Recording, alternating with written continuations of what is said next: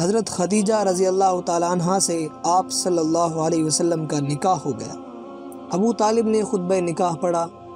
اس خطبے میں ابو طالب نے حضرت صلی اللہ علیہ وسلم کے متعلق جو الفاظ کہے ہیں وہ سننے کے قابل ہیں، جن کا ترجمہ یہ ہے: